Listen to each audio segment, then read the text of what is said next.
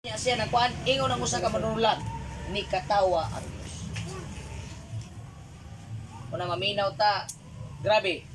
Dili imagine nimo birthday. Aning mag-exam ka aning social worker lisod, mao pud ni ka turni. O kay nga turni isa pud na kabulan. Ang ilang kuan kada Domingo pud na grabe pud mura pud babuak ang imong ulo. Oh? Pero ang panalangin sa Ginoo, imagine naatay mga pag-ampo igsuon nga murag makaingon ta tubo na lang ang kanang palkata wa pag itubag sa Ginoo. Kay sultian ta mo, dili ang Dios ang nakulangan, ikaw. Kay ang tanang gihimo sa Ginoo sa kalibutan perpekto. Imagine na guna kung kining bulaka igsuon, manubo ni durian, putol man eh. Di ba? Una nga ang gibutan ani sa Ginoo, kaning ra gyud nga bulag kay nakita sa Dios nga kaning bulaka kaya ra gyud niya ning maalsa. Naay mga butang sa kalibutan mga kaigsunan nga makaingon ka nga murag wa gidungog. Ako di ay. Kuma naman ta nakadungog sa experience ni DSWD tingalan ako ani mo niya. Kaya ko siya giingandaan nga kung makapasar ka unya makatrabaho na ka, pag naay mga ayuda, alam sa. Ikaw na bahala diya, sabot na daan. Sawa pa po ni siya mga igsuon, ako siyang gitambagan. May lang yun po ning mataa, kay mutuman, kiniligay mataw mutuman ng pastor. Mapanalaningan yun, ako man siya giingnan, no? Before ka nag-take kong exam, ako siyang giingnan nga, before ba to, no? Before, no? Kay ni-appeal pa min siya o programa po sa mga official, ako siyang giingnan, did you not know them? Try fasting and prayer. Kay giluwas gani sa panahon ni Queen Esther ang tibok nasod nga nagfasting sila. Uban man gud sa tuwa basta mga muyo gitaw nya way kaon. Mamatay actually ang dali mamatay kini kusog mga on. Karon atong pagkaon, hinay-hinay lang mo. Wa nay maglalagbiit ha. Oh, ako siyang giingnan, ingkobem sulay ni nganuman tested and proven kay nako ni.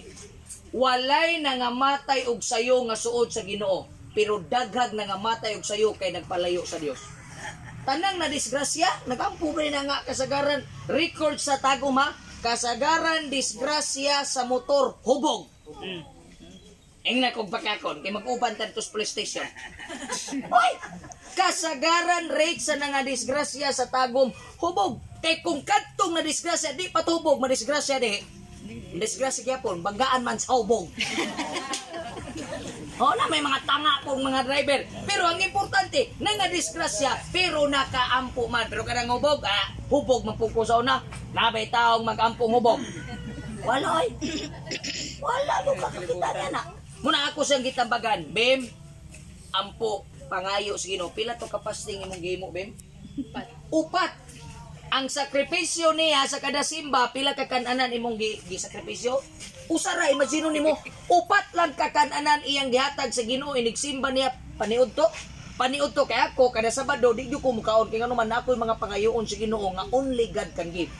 Kaya naman tayo mga butang sa kalibutan, bisa kung saan ni mong ampo, di yun ito sa Ginoo, kay gusto sa Dios, muhimong pagyukag extra mile, parehas gud sa mga magtiayon ba?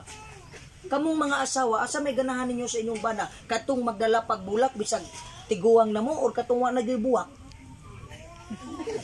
Nawa, maglibog na. Ingon na mo sa asawa, Pastor, ganahan ko og ganang akong bana. 20 years naman sila, tiguang na gud. Pero ako, Pastor, ganahan pagyukod, dalan ko sa akong bana og buwak. Reply po ang bana. Kaya kitang mga bana mo yun, ay, hilang diay! Ingon mo yun, danan kag buwak ko niya, buwak sa tototot. Bitaw kita kamong mga asawa, di ba? Bisa kamong mga bana mo na inyong bantayan. Dili kay sa dalaga lang yun, grabe ninyo, padala karon dahil yung saon naman na ninyo. Padalaan o kung saon namang mga bata. Ha? Muna kong asawa, ako pa rin ginapadaan pag mga buwak. Usahay ra po. At least na'y usahay. Di ba? Kaya nga naman, musugot kag sa dili, sa pamilya kami niyoon sa trabaho, mas tagaan og pagtagad ang naghimo og extra mile. Sulay ko nang manarbaho mo nga. Ingnon mo, janitor lang yung ka. Napulo ka katuig mag-janitor, matingala ka nga. Katong usa ka janitor nga, human na janitor mo, alsa pa og gamit sa amo. Wala naman na siyang job description. Nya pag abot dito, mayon pa siya nga mo, Sir, dali sir, kahiluton ta ka, apili na siyang job description. Pero iya man gimo, tanawa unsay mahitabo sa supervisor. Mayon ni supervisor, kani mo i-promote. Maumao pud na sa atong Ginoo. Ang atong Ginoo na sayod siya nga may nampuon tatanan. Wa may di kabalo mo ampo din, mo ampo man ta bisag layo tas Ginoo. Pero yun ang Dios, mas ganahan kumutan-aw sa mga tao nga nihimo pagyud og mas labaw para sa ako. Kay ngano man ang gihimo sa Dios mas labaw pud nga iyang gihimo. Unsay gihimo niya? Iyang gihatag ang iyang bugtong anak. Mao bitaw na nga kita makadawat og panalanginong magpasalamat ta. Dili tungod kay atong nahimo pero tungod kay naay gihimo ang Dios. Akong asawa, kabalo mo kapila na nagtake og exam? Katulo. Hapit na mo matuyok ang Pilipinas. Una niyang take Cagayan. Cagayan no? Praise the Lord. Bagsak. Wala na niyang praise guy. Ganun naman. Kabalo ka Kuya Larry, apilay kuha niya 74.5. Sa exam wala may round off. Yalayo kay gibiyahe ni gasto na. Hila. Ingon ang akong asawa, sige, another, praise God gyapon, pasalamat gyapon mi, hatag gyapon mi Thanksgiving. Take na po siya exam di Asdabaw. Sa iyo kay minang mata, minyo na tato nino? Minyo na tato. Asig masipiat ko ba? Asig lahi akong masulti. Wala pa. Babay. Ha? Wala pa. Ha? Wala pa dahil ko na. Wala, minyo na to eh. Umanan ako sa Davao. Pag-uban sa Davao mga kigsunan, take og exam, grabe kadlawon pa mi, wala sakay mi og kuan kanang pili, pingko balag pili gasto, sige, exam yun. Praise God. Bagsak. 7 pili ko na mo to. The same. 74.5. Ako tanang Ayaw minyo na. pero to, basta mga point lang to yung mga labaw akong tingnan. At tuon garo to ni PRC.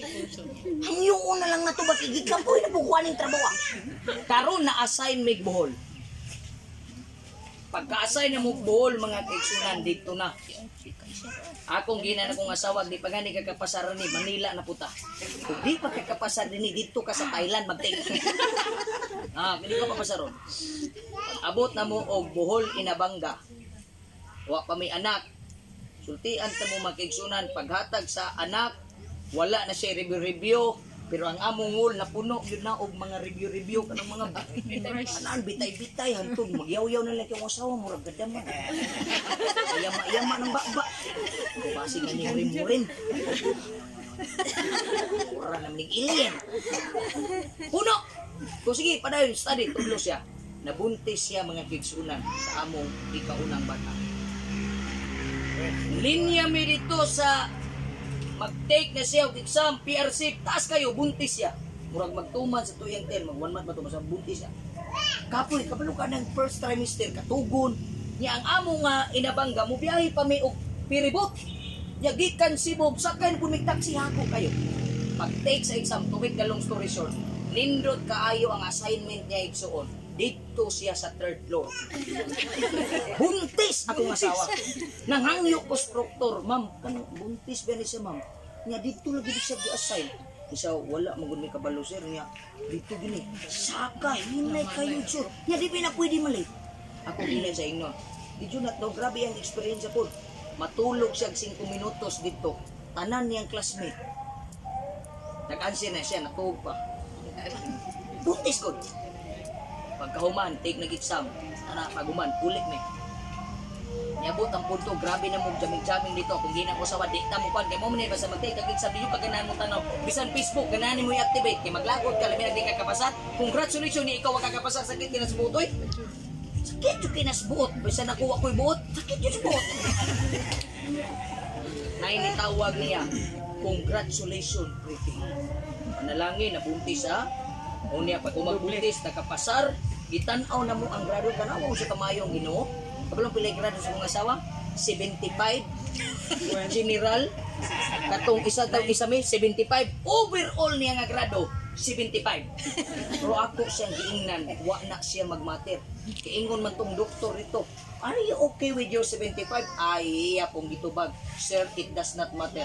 Let's have the showdown about teaching and I will tell you what it is. Oh, diri tas teaching kay sa una na ko kay kagrado niya mga saba kag bata mamunal ka. Preso. Oh. Unang karon ang pagpasalamat mga kinsunan diya sa Ginoo. Igo sakto tanang panalangin nga atong gipangayo sa Ginoo di man nato makuha sa kalit pero do na gyud ipaagi nga proseso. Ingon ang balang kasulatan no. Tanawa, klaro sa Pinadayag 22 bersikulo 12. Tanawa, muabot ako sa dili madugay nga magdala sa akong ipamalos. In other words, kining imong paghago nimo sa pag-alagad, paghago nimo sa pag-ampo, dili pa man nimo magader karon, pero pag abot sa punto makigsunan, makaingon gyud kang ang panalangin sa Ginoo, igo ug sakto. Amen. Diba? Na ay mga butang sa kalibutan, you may not understand. Kabalo ko aning ni Kuya Larry, mo to yung nadunggan natin yung story, di ba? Sa una ko ni pagbuhi. Sa una tungon na, pero karon kung imo na siyang pangutanon, mayon na siya ba, kaya kayo bisan pagkabuhion. Di ba? Bisan ako sa una nag-eskwela ko, kung sa una ko pag-graduate, pero karon nga nagka-graduate ko, kalami mo eskwela, kaya ra diay. Ngano man, ni sandig man tag Ginoo nga tag-iya sa tubo, tag-iya sa buungon, tag-iya aning bulaka, tag-iya aning santol, tag-iya sa kaumhan, labaw sa tanan, tag-iya sa imong kinabuhi. Kung ang Dios dili mo panalangin, last nga kong story. Unsa ka importante ning pagpasalamat nga nay Dios. Kay na may pagpasalamat nga walay Dios, paano nimo nambalan? Nagpasalamat ka karon, human ka nga nagpasalamat, ang tanang gipanalangin sa imong sa Ginoo, wa pud magamit sa Dios. Mo nay bantayanan. Nay usa ka prostitute, kay laman mo ning prostitute no. Manintalay man gyud na. Dito sa Pulumulok.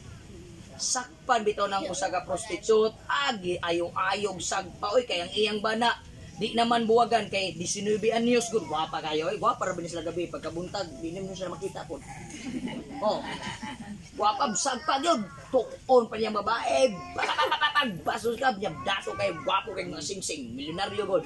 Akong bana gilumay no papapakaluyan hubag ren dagway sa dalaga. Ingnon ni siya, "Wa kay mataas sa nab." Unsa na likaw mao ni mo gyana ni mo dyan replyan bitaw siya, nakakuha pong punto ang prostitute na babae. Giingnan niya, "Ma'am, pwede ko mo tubag?" "Si, unsa may isulti nimo? Huwag kay grado. Bastos ka, mana dagan gating." Tubag rin siya, simple kayo. "Ma'am, kung saon man ang imong kaugmaon ug di ka maugmaan." Diba? Karon, sultihan ta mo, nagplano mo sa imong ugma. What if ang Ginoo di na mugasan niyo ginawa? Unsa man niyo? Maunay kalainan sa taong nagpasalamat nga nay Dios. Kay karon pa lang danwa lang ka nagplano, uy mo panday ko ani, uy mo na. What if dili na nani mo makuha? Kay gitampungan na kalit. Kalit ang tanan. Mag-unsa ang kaugmaon ug kita maugmaan. Igsuon ni manindot na kung pagpasalamat. Pagkatamis pamalandungon, kung maninindot kay ang bang. Pero akong isulti, di lamang sa panahon nga gitubag sa atong pag-ampo magpasalamat ta. Bisan wa bata gitubag, pasalamati na lang daan. Kay ingon ang Marcos 11:24, unsay imong gipangayo sa Ginoo gihatag na niya. Naalang gyud panahon nga di nato madawat kay nga atong gusto victory firme, victory firme. Unsay ginigingon sa hapon, ang hapon nagsulti mga igsoon, retreat is not a sign of defeat. Wantay wana.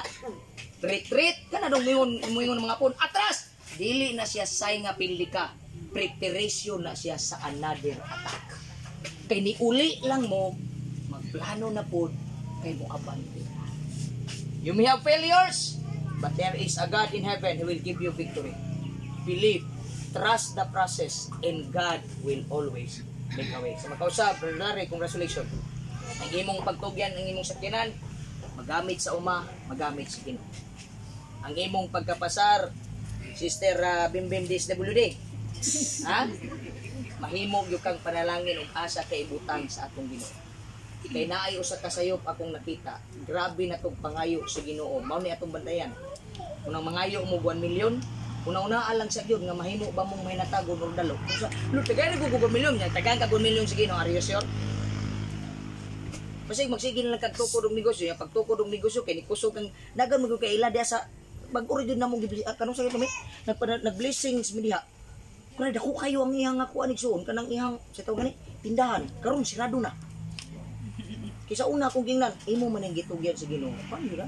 Ang iyang gipanghimo agoy na mga tao dito, mangayo di niya pangtagaan, hawaon niya. Nya sa kabalo kadto basig mga manulunda to. Mo binagyon sa Bible.